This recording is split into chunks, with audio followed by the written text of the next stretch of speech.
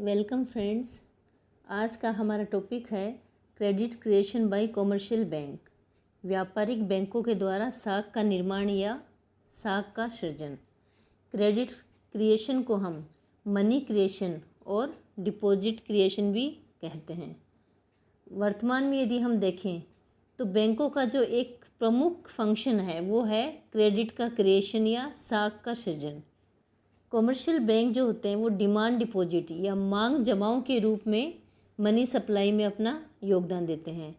और कॉमर्शियल बैंकों की जो डिमांड डिपॉजिट्स हैं वो उनके जो कैश रिजर्व होते हैं उनसे कई गुना अधिक होती हैं। अब डिमांड डिपॉजिट हम देखें तो डिमांड डिपॉजिट होते हैं वो मनी सप्लाई का पार्ट होते हैं। मनी सप्लाई हमने पहले के एक वीडियो लेक्चर में हमने पूरा मनी सप्लाई के बारे में पढ़ा था। मनी सप्लाई क्या होती है? C+DD। सी यहाँ क्या है? Currency in coins held by the public. केवल पब्लिक के पास में जो करेंसी है, नॉट बैंक। DD है डिमांड डिपॉजिट या मांग जमाई।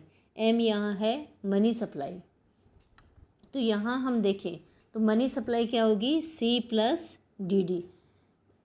मनी सप्लाई के चैप्टर में हमने ये भी देखा था कि मनी सप्लाई में C+DD के अलावा हमने TD कई अन्य फैक्टर्स को भी शामिल किया था, लेकिन जो इम्पोर्टेंट फैक्टर हैं वो हमने C+DD को ही माना है, क्योंकि ये जो दोनों फैक्टर हैं वो सबसे ज़्यादा लिक्विड एसिड्स होती हैं।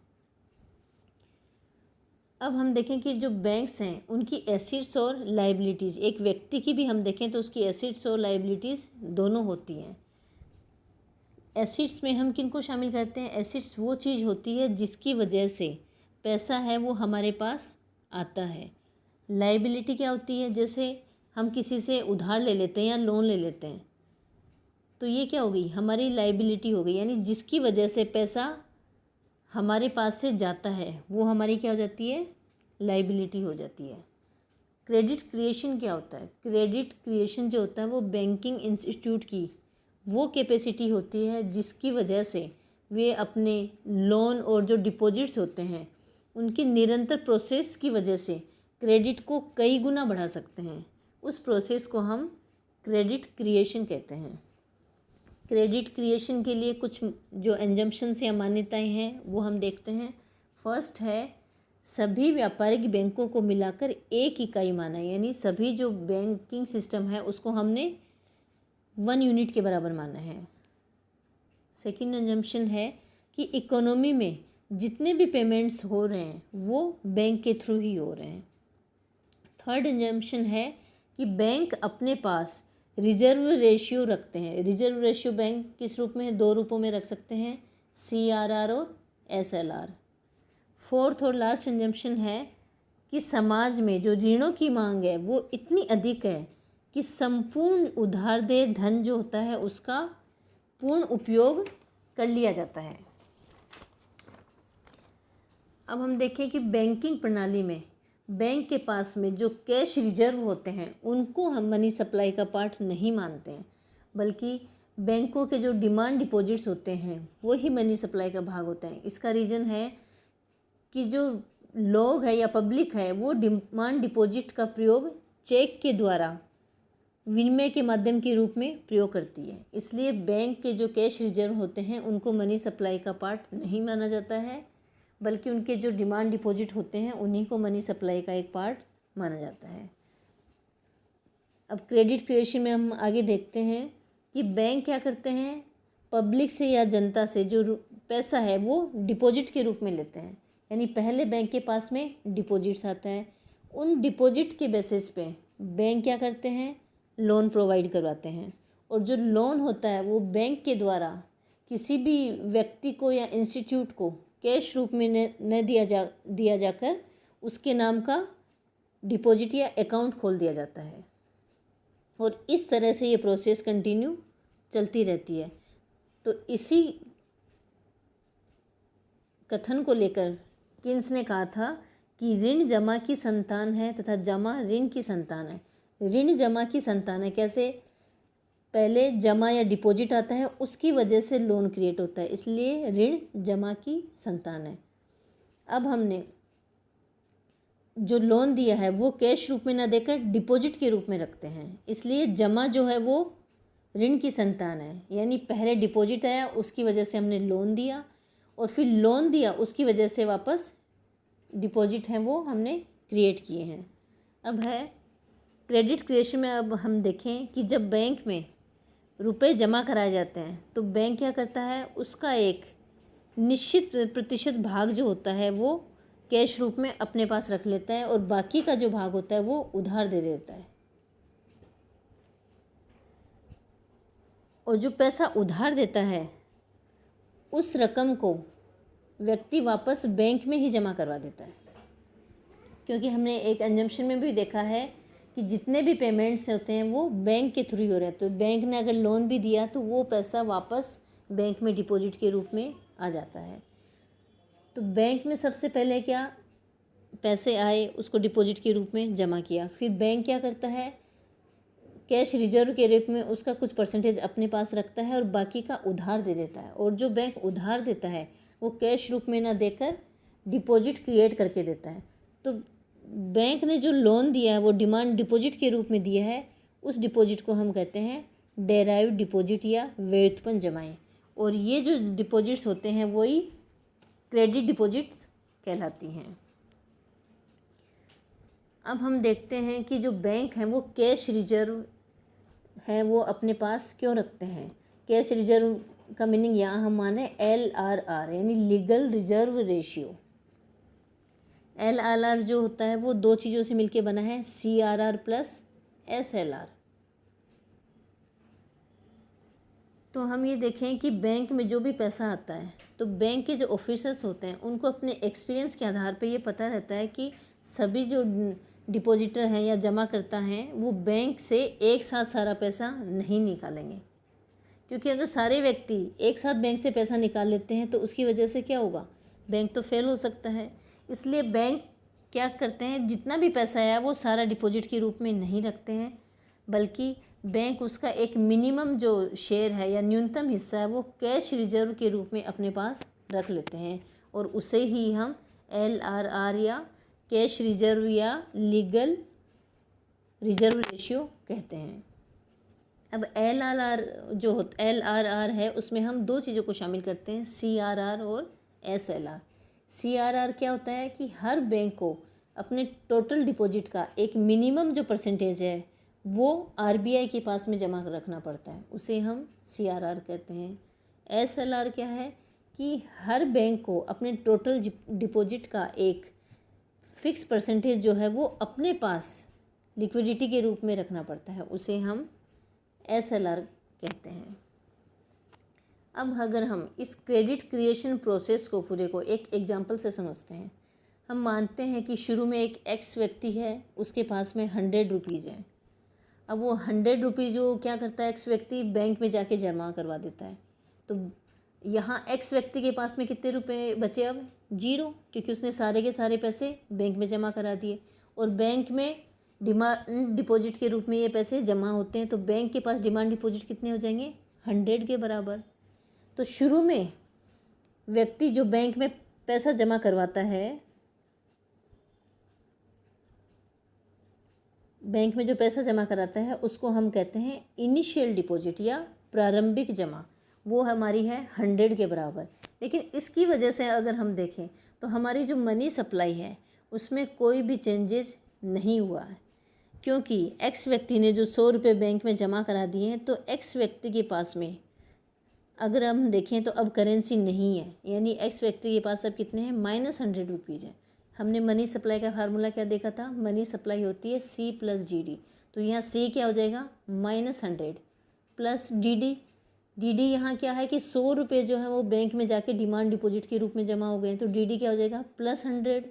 तो मनी सप्लाई क्या हो गई, C + DD। C है -100 प्लस DD है +100 = 0। यानी जब व्यक्ति बैंक में पैसा जमा कराता है तो मनी सप्लाई में कोई भी चेंजेज नहीं आता है।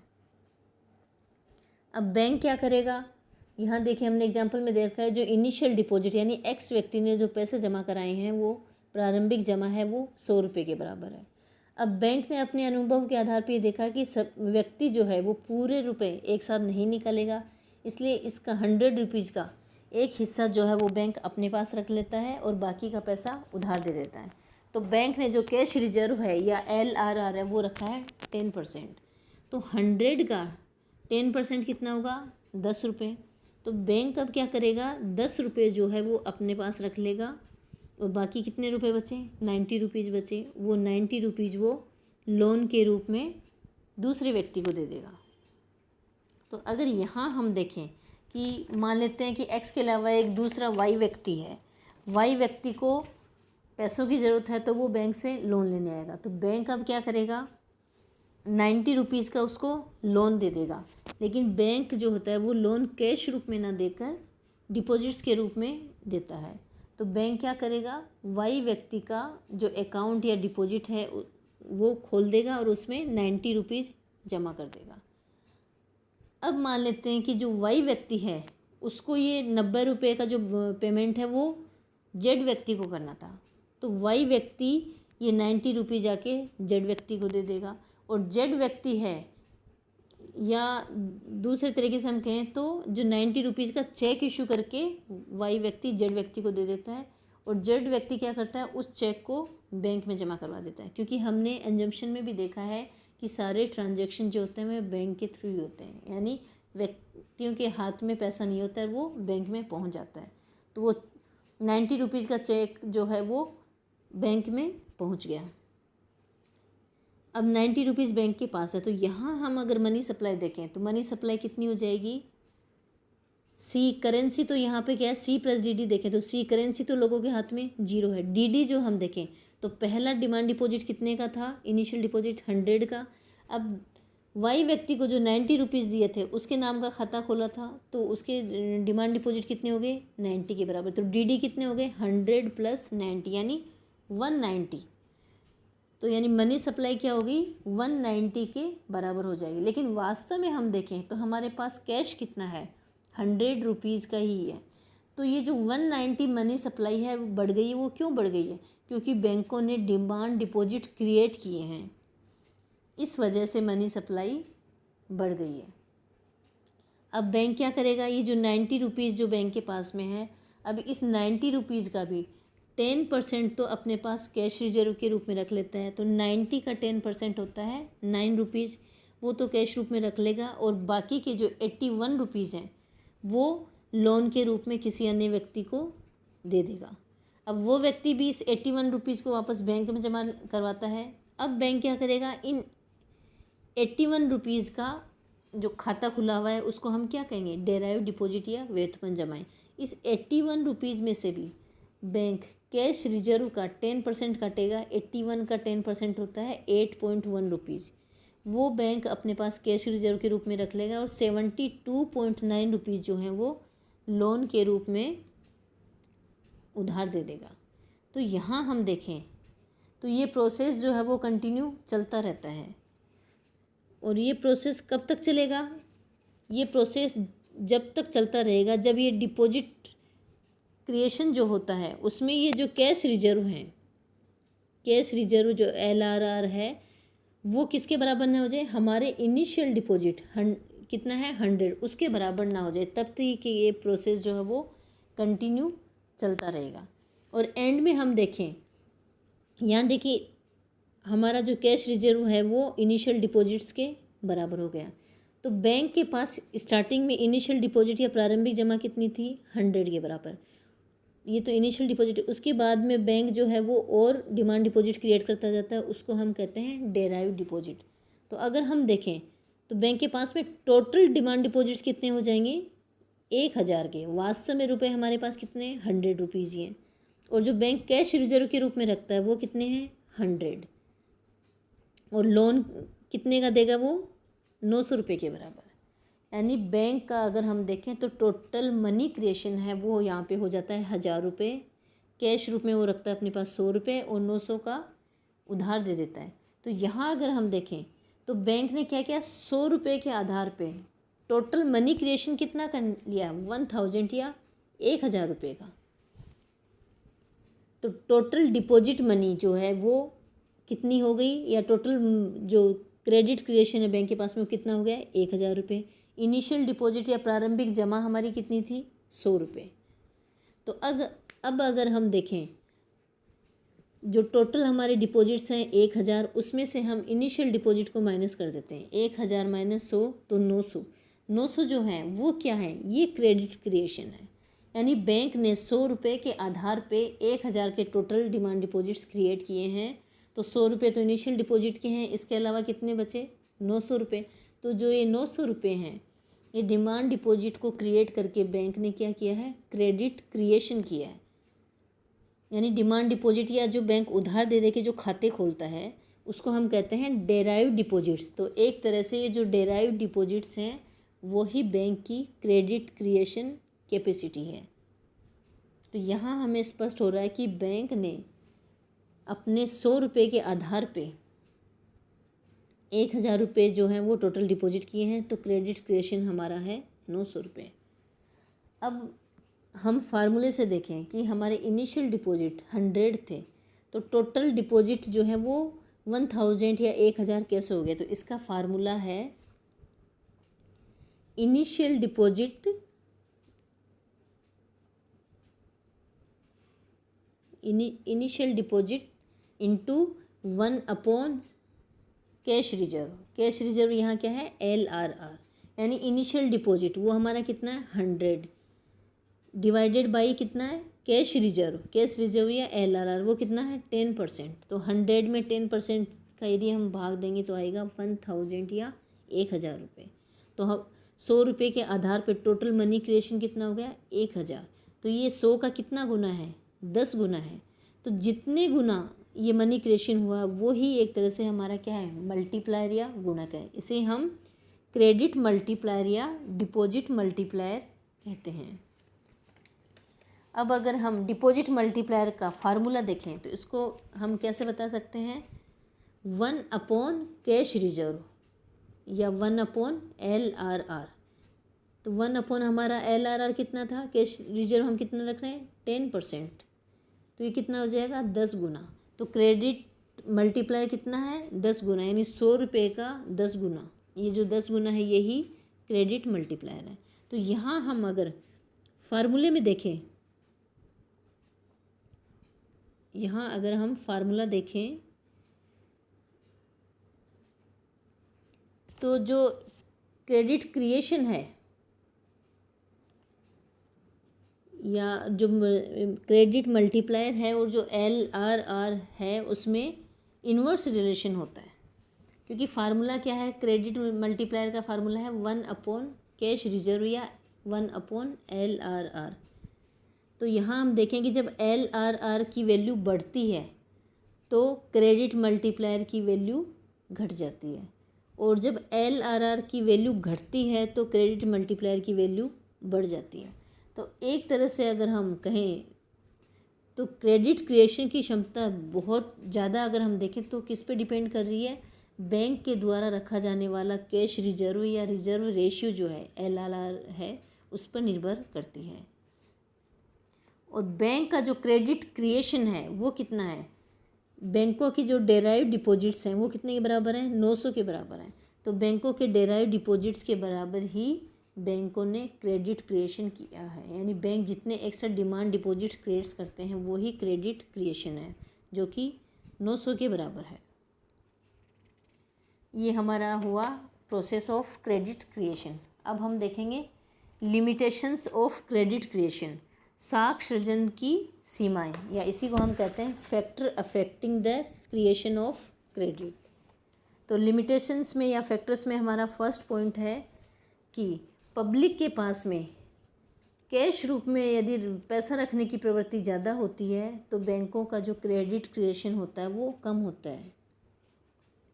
सेकंड जो लिमिटेशन है वो है अगर इन्वेस्टमेंट का एनवायरनमेंट हम देखें वो अगर अनुकूल है, यानी जो इन्वेस्टर हैं उनको प्रॉफिट की पॉसिबिलिटीज़ अगर ज़्यादा लग रही हैं तो वो क्या करेंगे? बैंक से जाकर ज़्यादा लोन लेंगे और क्रेडिट क्रिएशन जो है वो ज़्यादा होगा। थर्ड है जनता से बैंकों को नकद राशि कम मिलने पर, यानी पब्लिक की तरफ से बैंकों में अगर जो पैसा है वो कम पहुंच रहा है तो उसकी वजह से क्या होगा? क्रेडिट क्रिएशन कम होगा। और अगर ज़्यादा जो अमाउंट है वो अगर बैंक के पास पहुंचेगी तो बैंक क्रेडिट क्रिएशन ज़्यादा करेंगे। नेक्स्ट फोर्थ जो लिमिटेशन है वो है ऋण लेने वालों के पास जमानत की मात्रा। बैंक किसी भी व्यक्ति को लोन देता है तो वो सिक्योरिटी या जमानत के बेसिस पे देता है। तो जितनी ज़्यादा सिक्योरिटीज़ होती है बैंक के द्वारा उतना ही अधिक लोन दिया जाता है और उतना ही अधिक क्रेडिट क्रिएशन होगा। फिफ्थ जो लिमिटेशन है या जो फैक्टर है वो है बैंकों के द्वारा रखा जाने वाला रिजर्व रेशियो या कैश रिजर्व। यानी बैंक अपने पास कैश रूप में कितना पैसा रखते हैं। जैसे कि हमने पीछे एग्जांपल में देखा है 10%। तो अगर बैंक 10% जो कैश रिजर्व अपने पास रख रहे हैं तब हमारे जो क्रेडिट क्रिएशन कितना हुआ था 10 गुना। अगर अब बैंक है इस कैश रिजर्व को घटा के कम कर दें यानी कैश रूप में 10% की बजाय अपने पास केवल 5% ही रखें तो क्रेडिट क्रिएशन 10 गुना से बढ़ के 20 गुना हो जाएगा। और अगर कैश रिजर्व को बढ़ा दें यानी बैंक 10% की बजाय अब अगर ज़्यादा अमाउंट अपने पास रखते हैं तो क्या होगा। मान लीजिए 20% अपने पास रखते हैं कैश रिजर्व तो हमारा जो क्रेडिट मल्टीप्लायर की वैल्यू है वो 5 गुना हो जाएगी। यानी 10 गुना से घट के कितनी हो गई है 5 गुना। यानी बैंकों के द्वारा जो रखा जाने वाला कैश रिजर्व है उसके ऊपर डिपेंड करता है कि बैंकों की क्रेडिट क्रिएशन की कैपेसिटी है वो कितनी होगी। नेक्स्ट है सेंट्रल बैंक की पॉलिसी या केंद्रीय बैंक की नीति।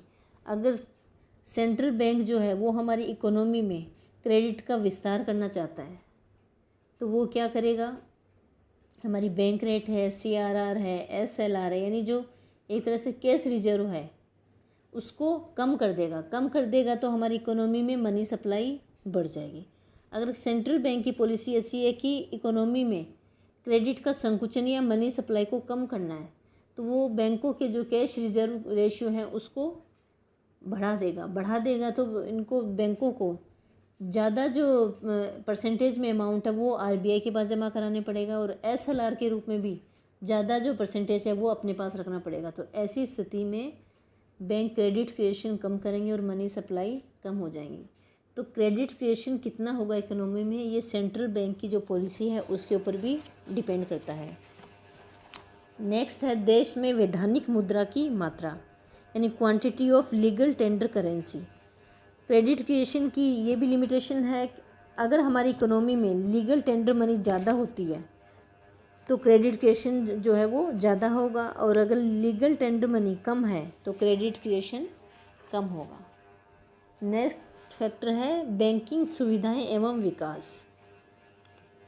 देखिए क्रेडिट क्रिएशन का जो प्रोसेस है वो डिपेंड किस पे करता है, बैंकों के ऊपर ही डिपेंड कर रहा है।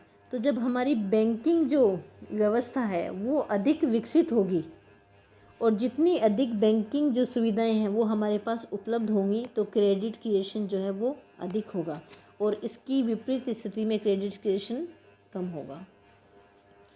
9th फैक्टर है राजनीतिक दशाएं, पॉलिटिकल कंडीशंस।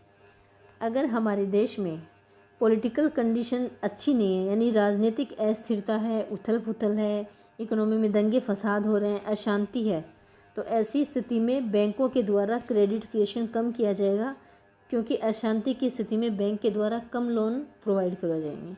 इसके अपोजिट अगर हमारी इकोनॉमी में राजनीतिक शांति, सुरक्षा और स्थिरता की कंडीशन है तो बैंकों के द्वारा क्रेडिट क्रिएशन ज़्यादा किया जाएगा। और जो लास्ट फैक्टर या लिमिटेशन है वो है गवर्नमेंट पॉलिसी या सरकारी नीति। हमारी गवर्नमेंट पॉलिसी का भी क्रेडिट क्रिएशन प्रोसेस पे बहुत अधिक इफेक्ट पड़ता है। अगर गवर्नमेंट की इकोनॉमिक पॉलिसी इस तरह की है कि वो हमारे ट्रेड और इंडस्ट्रीज़ का डेवलप करने वाली यानी हमारे देश में व्यापार और उद्योगों का विकास करने वाली गवर्नमेंट की पॉलिसीज़ हैं तो इकोनॉमी में क्रेडिट क्रिएशन या साख का विस्तार ज़्यादा होगा। इसका अगर विपरीत देखें तो गवर्नमेंट ट्रेड और इंडस्ट्री के ऊपर कंट्रोल रखती है यानी नियमन की नीति अपनाती है तो इकोनॉमी में साख का संकुचन होता है और क्रेडिट क्रिएशन कम होता है। तो हमने देखा कि इकोनॉमी में क्रेडिट क्रिएशन की कई लिमिटेशंस हैं लेकिन यदि सारांश रूप में हम कहें तो अगर पब्लिक के पास में करेंसी नहीं रहती है यानी सारी करेंसी कहाँ चल जाती है, बैंकों के पास चली जाती है और बैंक भी अपने पास में कोई एक्सेस रिजर्व नहीं रखते हैं और जो पैसा बैंक के पास में है उसको जल्दी ही लोन के रूप में उधार दे देते हैं। तो जो क्रेडिट क्रिएशन है वो इकोनॉमी में सबसे ज़्यादा होता है। तो आज के वीडियो लेक्चर में हमने क्या देखा है, व्यापारिक बैंकों के द्वारा क्रेडिट क्रिएशन। सबसे पहले हमने इसमें देखा क्रेडिट क्रिएशन का मीनिंग क्या है, उसकी एग्जम्पशंस क्या है, क्रेडिट क्रिएशन का जो प्रोसेस है वो क्या है, उसको हमने एक एग्जांपल से भी समझा है। और लास्ट में हमने देखा है limitations of credit creation. Thank you.